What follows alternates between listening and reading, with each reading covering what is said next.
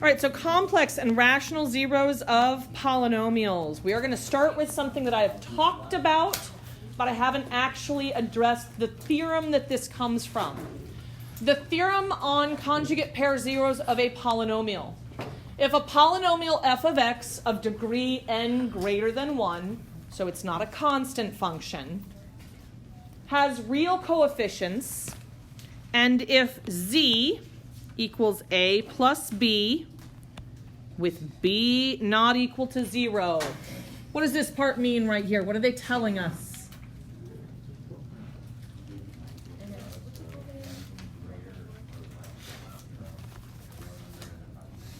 Has a real number, and it does have an imaginary component to it. Because this part is not a 0, so there will be something I. 4.4 is complex and rational zeros of polynomials. That's why it was up on the screen. So you will have an imaginary root.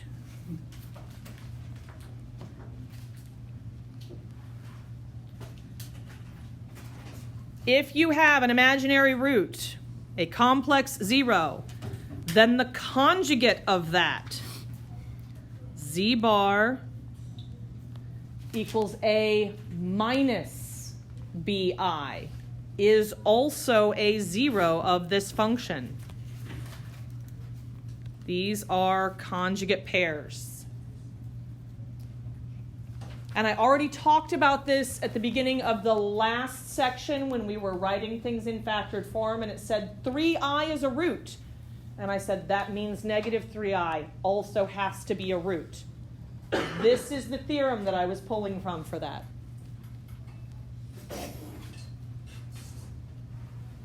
If I know that 7i is a root, what else has to be a root? Negative 7i. What about 1 plus I? If 1 plus I is a root, what else would have to be a root? 1 minus I. They always come in conjugate pairs. So we're going to practice with this. We're going to write a polynomial f of x with real coefficients and leading coefficient 1, so we don't need to find that, has the given zeros and degree. We want to express it as the product of linear and quadratic polynomials with real coefficients that are irreducible over the real numbers. What that means is none of my factors have imaginary numbers.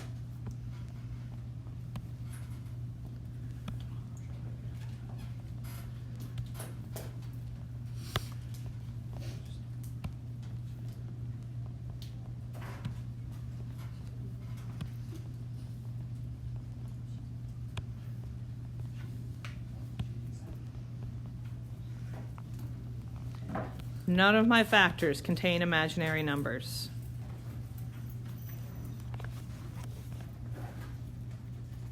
All right, so the first one that we are going to write here, we want it to have a degree of 4. And then what zeros did they give me? I have 2 and negative 1 and 3i.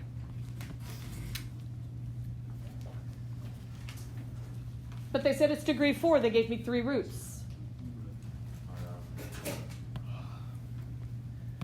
What we just did up above by the theorem on conjugate pair zeros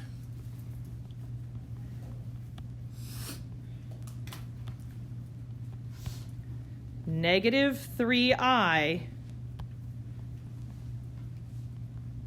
is also a 0. If 3i is a 0, negative 3i is also. Now do I have enough information to write a 4th degree polynomial? Yes. All right.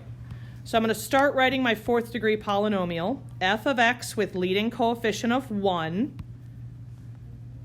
So I have x minus 2,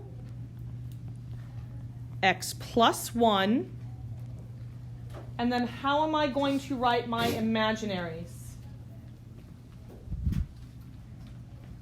X minus 3i and x plus 3i. Fourth degree. Irreducible over the real numbers. Do all of my factors contain only real numbers? No. Any of them that contain only real numbers, I'm going to leave alone. Do any of my factors contain only real numbers? Yes, these two right here. We're going to leave these two alone. These pieces right here, we're going to need to multiply those together so that they only contain real numbers. And because they are conjugates, I know the imaginary portion is going to cancel out. All right, so I'm going to take x and distribute it to x. I get x squared. X times 3i, so I have plus 3ix. Then I take negative 3i and distribute that, so minus 3ix. And then right here, negative 9i squared. What happens? The 3ix's cancel out.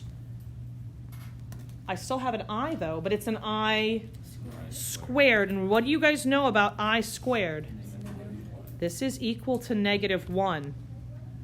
So what I have here is x squared minus 9 times negative 1.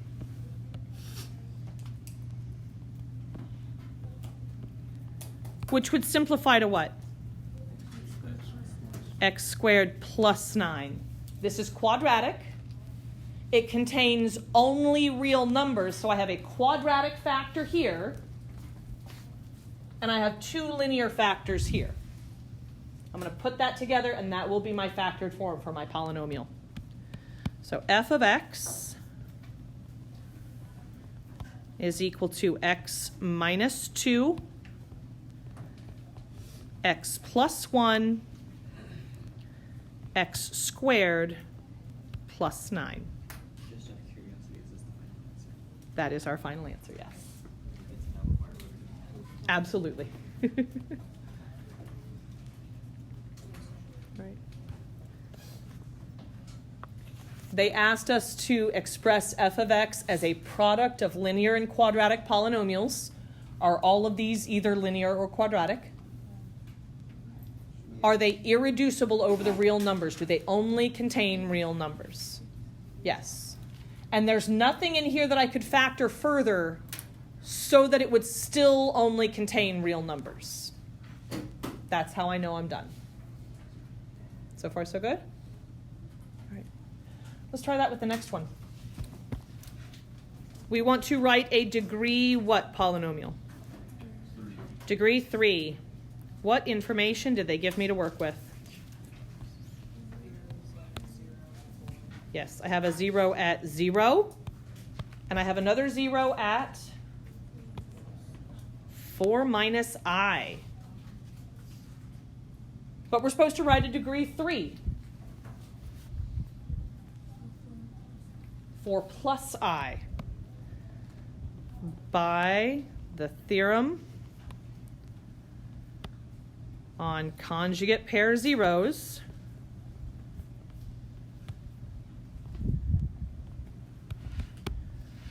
four plus I is also a 0. So now I have all three of them. We're going to be very careful as we write this one. F of x equals, if I have a 0 at 0, what is my factor? X.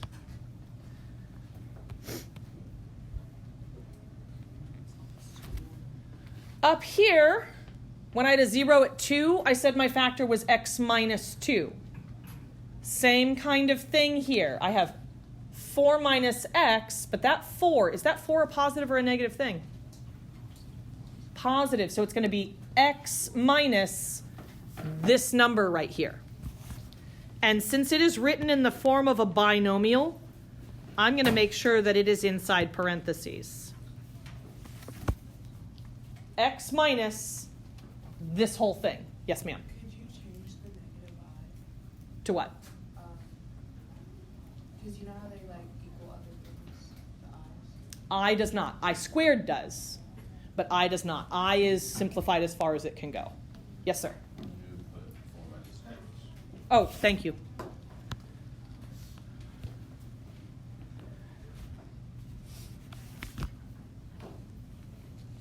So writing this complex factor, x minus my 0.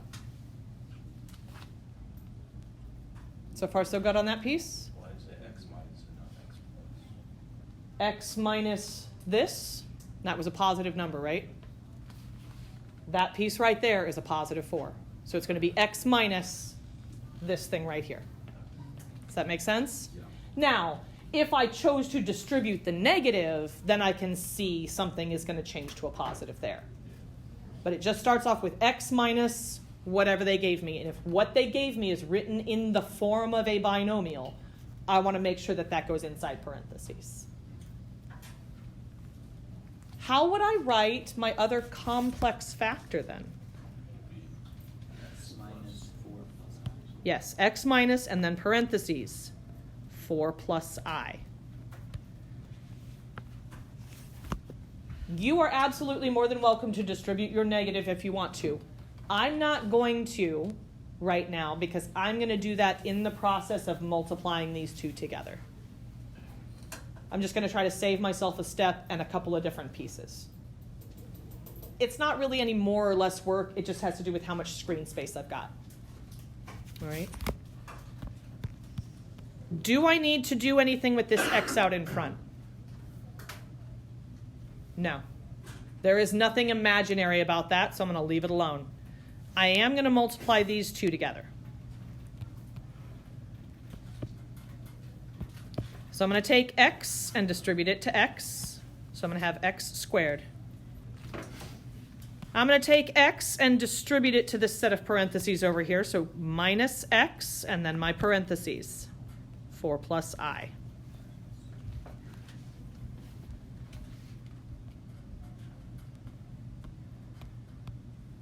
And then I'm going to take this whole piece right here and distribute that. So I'm going to have minus x times 4 minus I. And then I do that again over here. Because it's a negative and a negative, this is going to be plus 4 minus I times 4 plus I.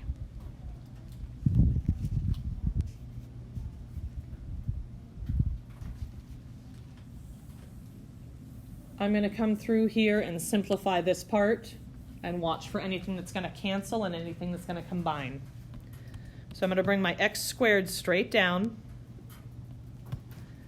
I would have minus 4x minus xi minus 4x plus xi. Can anything cancel out? Xi's can cancel out. So the imaginary portion there canceled, and I'm going to be able to combine negative 4i and negative 4i. So x squared minus 8x, and I'm sorry, I said 4i, and I meant to say 4x. Negative 4x combined to give me negative 8x. So far, so good? I need to multiply these conjugate pairs together over here. So I'm going to multiply 4 to 4. I get a positive 16. 4 to I get a positive 4i. Negative I to 4, so minus 4i. Negative I to I, so minus I squared. Will anything cancel out for me here? The 4 i's are going to cancel. Negative I squared. You guys know that I squared is equal to what? That's equal to -1. So what I have here is 16 minus -1, which gives me what? 17. Positive or negative 17? Positive 17. Here is my quadratic factor.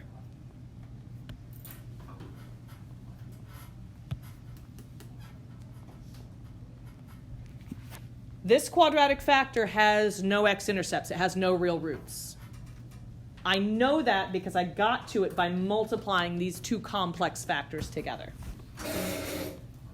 So writing out f of x in factored form containing only linear and quadratic factors that are irreducible over the real numbers. What was that factor that we said we were going to leave alone at the beginning? X, so I need to include that.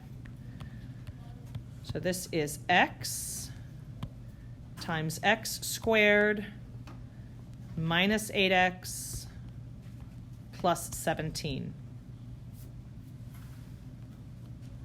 Is this a degree 3 polynomial?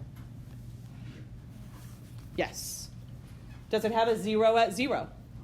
Yes.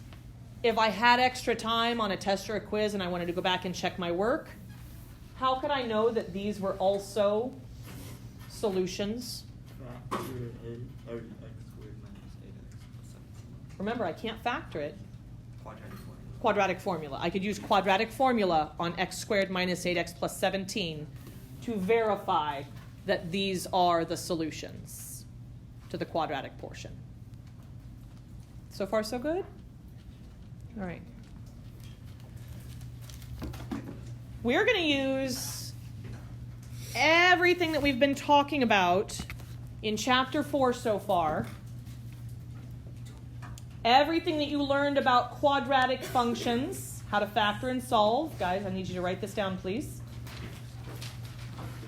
And this is the last piece that we need to include so that we can go about finding the zeros for any type of polynomial I give you without any information like you were used to getting in Algebra 2. I'm not going to give you a factor at the beginning. We have been acquiring information so that we can find all of the zeros without any initial information. The rational zero theorem tells me that if a polynomial has a rational zero, what are rational numbers again? What are rational numbers? What'd you say? They're not whole numbers. They don't necessarily have an end. Rational numbers are any numbers that I can write in the form of a fraction. So whole numbers do fit that category, but other numbers beyond that do as well. How can I take a whole number like 8 and write it as a rational? It could be 8 over 1. Thank you.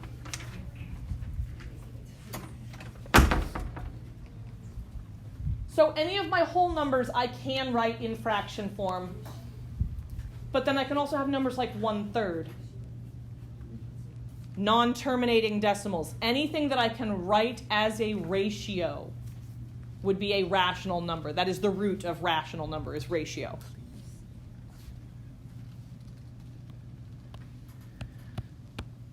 So if it has rational zeros, this numerator, p, it is a factor of the constant term.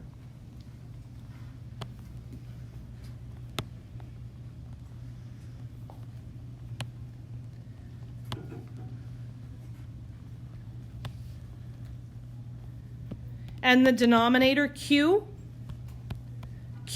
has to be a factor of the leading coefficient.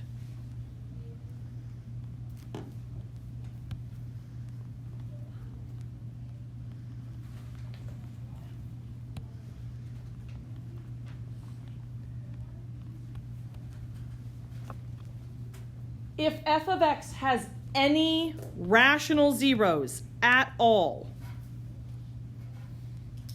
then those zeros must be ratios of the factors of the constant divided by the factors of the leading coefficient.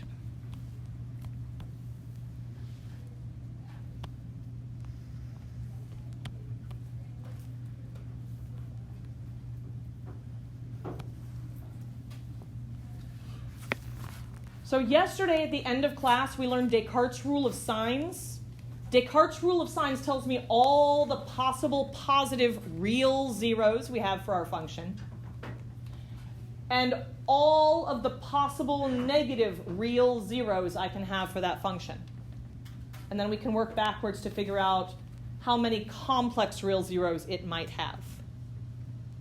We are going to use the rational zero theorem, which I'm not going to go through the proof of. We're going to use the rational zero theorem to come up with a list of all of the possible rational zeros we've got. So every single possible root for our polynomial that can be written in the form of a fraction. We're going to bring that together with Descartes' rule of signs, and we're going to start guessing and checking from this list to try to find zeros. Once we get it down to a quadratic, then we can use all of our skills and tools for solving quadratics. But we're going to be starting off with higher order polynomials. Grab a quick screenshot of what's up on the screen if you feel like you need to, because we are going to begin practicing with this.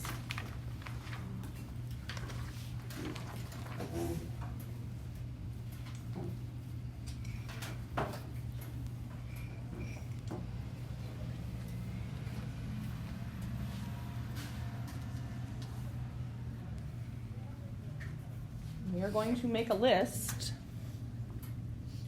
of all of the possible rational zeros. So which piece of this polynomial am I going to look at for potential numerators for my rationals? Which piece goes up on top? Factors of the constant. What is my constant here on A? -6. Notice we need the positive and negatives. I need both plus and minus. So let's do all factors of -6.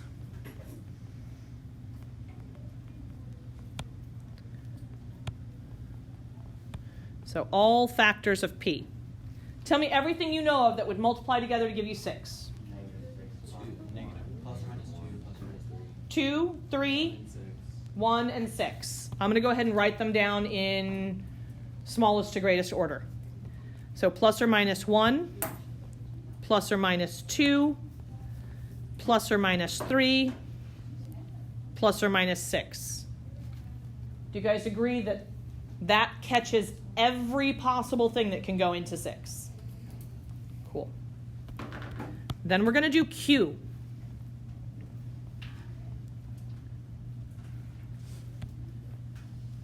Where do I look for Q? Very front, leading coefficient. What's everything that you know of that goes into 2? 1 and 2, so plus and minus 1, plus and minus 2. I always need to consider the positives and negatives. Because even though my leading coefficient is 2, -1 times -2 gives me that. Or +1 times +2. Listing out all the possible rational zeros, I have to take every factor of P and divide it by this factor of Q. And then I have to take every factor of P and divide it by this factor of Q. In my final list, I'll make sure not to repeat anything. There is not a chart. Plus or minus 1 divided by plus or minus 1. Yep. Plus or minus 2 divided by plus or minus 1. Plus or minus 3 divided by plus or minus 1. Plus or minus 6 divided by plus or minus 1. So that's how I would start my list. 1 divided by 1 would reduce to what? 1. So plus or minus 1 is a potential 0 of my function. What does 2 over 1 reduce to?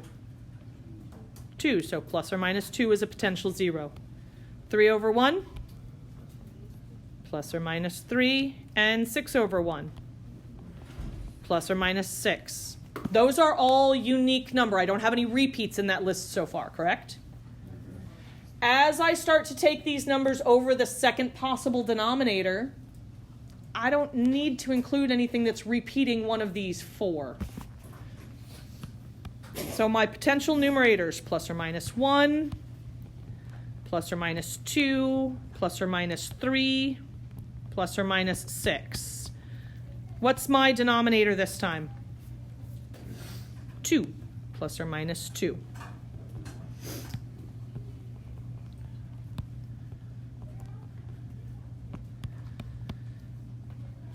One over 2, can that reduce at all? Nope. So I have plus or minus 1/2. Is that a number that I already have in my list? Nope, so I have to include that. What about 2 over 2? How would that reduce? 2 over 2 reduces to 1. Is that already on my list? I don't need to circle it again because I don't need to include it twice. I already have that number listed. What about 3 over 2? Can I reduce that at all? Nope. So plus or minus 3 over 2. Is that already included in my list? Nope. Then I need to include that. 6 over 2. Plus or minus 3. Is that already in my list? All right. I only need to include things a single time, so I don't need both of the plus or minus 1s. It only needs to be on my list once. Same thing with 3. So all the possible rational zeros.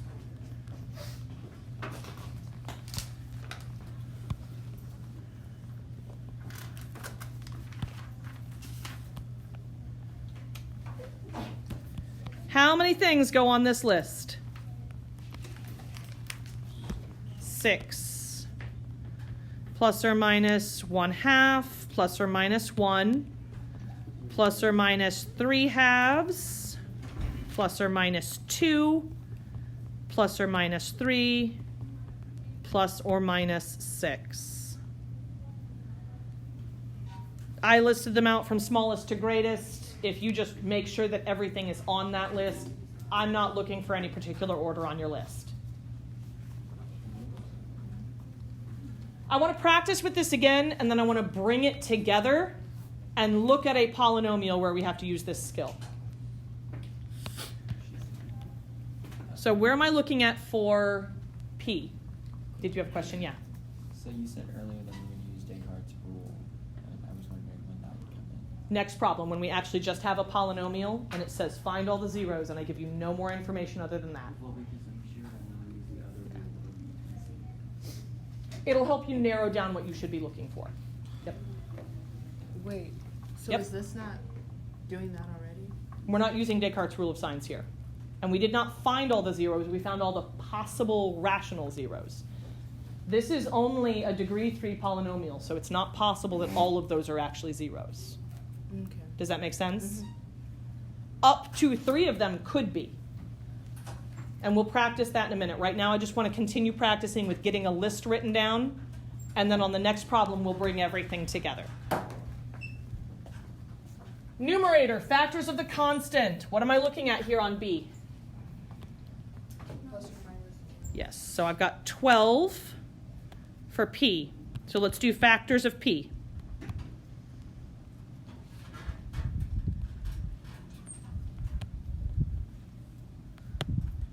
Every whole number that you know of that goes into 12.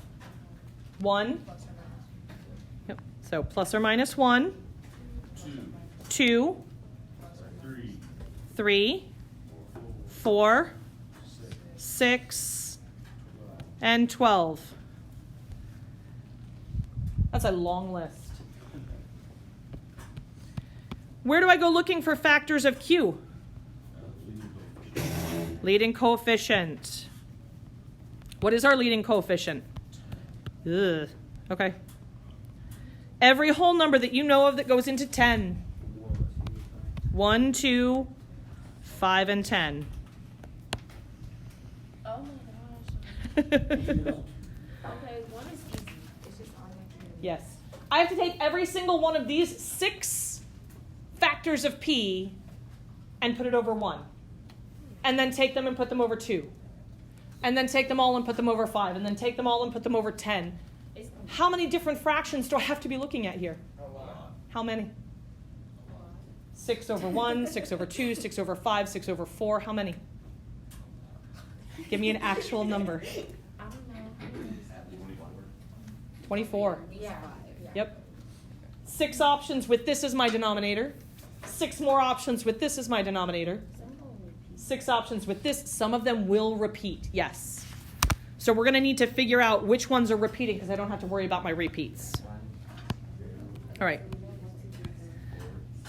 So 1, 2, 3, 4, 6, and 12. Your thing will be 1, 2, 6. All right, hold on just a second. We're going to write these down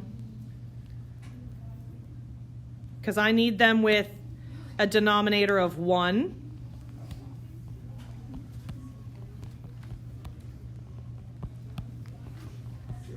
A denominator of 2.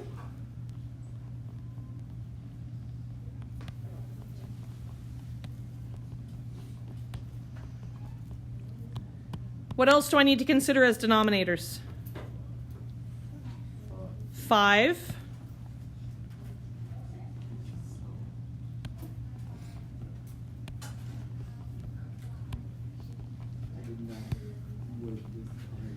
And I also have to consider what?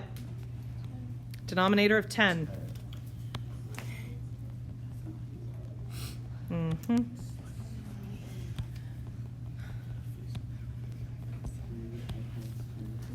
All right. All 6 of these. Are there any repeats when I have a denominator of 1? Which ones repeat if I have a denominator of 1? I'm just looking at these right now. None of those repeat. What about 1 over 2? Do I have that circled already? 2 over 2. Yes, that reduces down to 1. 3 over 2. 3 over 2 I don't already have on my list. What about 4 over 2? I do. That's right here. 6 over 2? I've got that one here. 12 over 2. Yep, I've got that one. Okay, I got them all down. 1 over 5. I don't have that one yet. 2 over 5? I need all of my over 5s, right? 3 over 5, 4 over 5, 6 over 5, and 12 over 5. What about in my list that has 10 as a denominator? 1 over 10. I need 1 over 10. Do I need 2 over 10? Because that reduces to 1/5. What about 3 over 10? 4 over 10? No. 5 over 10? Or sorry, I don't have 5. 6 over 10? No. 12 over 10? Yeah. What does 12 over 10 reduce to? Girl. Oh. 6 over 5. That reduces to 6 over 5. I've already got him circled. How many possible rational zeros do we have? We have a lot of them. I could tell you all the questions. I want to apologize. I did not mean to call you girl. I already know my mom. I respect you. All possible rational zeros. How many things go on my list? 16. Plus or minus 1, plus or minus 2, What if I just wrote the number? plus or minus 3, plus or minus 4, plus or minus 6, plus or minus 12, plus or minus 1/2, plus or minus 3/2, plus or minus 1/5, plus or minus 2/5, plus or minus 3/5, plus or minus 4/5, plus or minus 6/5, plus or minus 12/5, plus or minus 1/10, plus or minus 3/10. Oh my goodness, that is a very, very, very, very, very long list. Do you have rubber band? That was shortcut, right?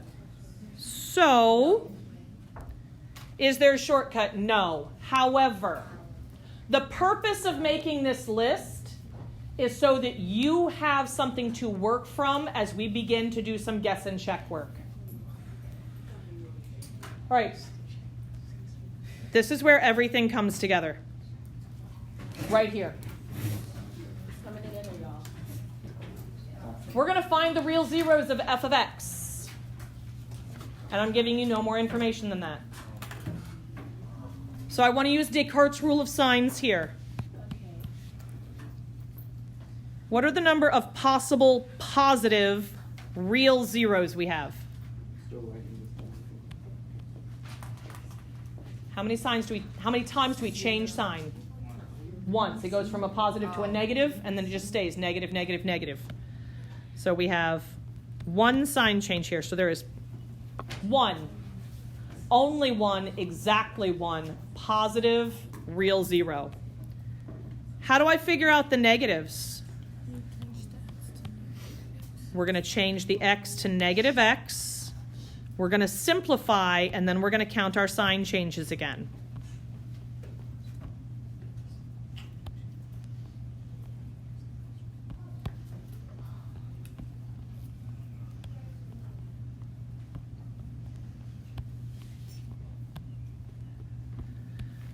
So how does negative x to the third power simplify? Negative x cubed. What about my next term? How is this going to simplify? Negative 2x squared. That one does not change from what it was before. What about the next piece? Plus 7x, and then I bring down this minus 4. How many times do we change sign now? Once here, once here. So there are potentially 2 negative real zeros, or there could be 0, because we always want to reduce it by an even number. What is our degree here? Degree is 3. So if it has 1 positive and 2 negative, how many non-reals? 0. What about if it only has 1 positive? And it has 2 non-reals. We have 2 possible arrangements. I know for a fact that this has to have a positive real 0. Let's figure out a list to begin using the process of elimination. So factors of p. Would you ever make them insanely long in the test? Homework maybe, quiz no. Homework maybe. That's where you get your practice in. That's how you get faster for the quizzes and the test. Where am I looking for p? That's right. Constant. Give me every factor of 4 you know. 1, 2, 4. Where do I go for factors of q? Leading coefficient. New appreciation for a leading coefficient of 1. Always appreciate the Exactly. Oh, I have as well. I'm just saying now you can even have one more reason. So what are all of the possible rational zeros? Yes. All possible rational zeros. We have plus or minus 1, plus or minus 2, plus or minus 4. We're going to use synthetic division. Because what do I know? What do I know about this polynomial? It has to have 1 positive real root. What are the possible positive real roots it's got? 1, 2, and 4. I've got this now narrowed down to a list of 3 things that I need to try. Which one do you guys want to try first? 1. Sounds good. So I'm going to set up synthetic division. We're going to try 1. coefficients of 1, -2, -7, -4. I know my remainder would go over here. What do I do with that first number? Drop it down. Drop it down. I multiply 1 to 1, put the answer here and add it. -2 plus 1, -1. And then I do it again. 1 times -1, I get -1, add those together. That gives me -8. -8 plus -4, -12. It's not this one. What else do you guys want to try? Let's try 2. I don't want to try my negatives because there's possibly not any. I know there has to be a positive one from Descartes' rule of signs. So I'm going to bring this down, multiply. When I add those together, I get a 0. 0 plus -7 is -7. And then I have -14. That gives me -18. Is it this one? Nope.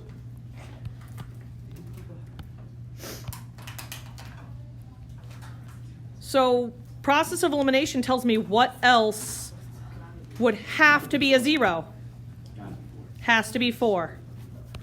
So 4 here. 1, -2, -7, -4. I drop the first number down. I multiply. That'll give me a positive 2. 8.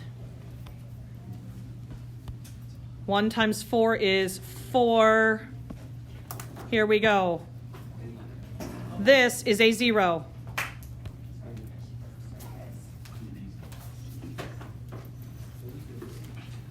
All right, hold on real quick before you go. F of x in factored form, not fully factored, but I know x minus 4. And then what's the quadratic factor that this told me? X squared plus 2x plus 1. Can I factor this? Multiplies to 1, adds to 2? How do you know that the 2x is the 1 and 1.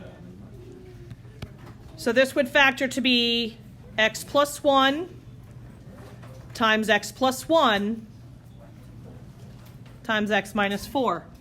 What are my zeros? 4, -1, and -1. I have a multiplicity of 2 there. Guys, we're going to keep practicing with these tomorrow. We might not get through all the examples we need to. If that is the case, you will have to watch some videos to finish up because we have to start 4.5 on Thursday. All right? Have a great rest of your day, guys.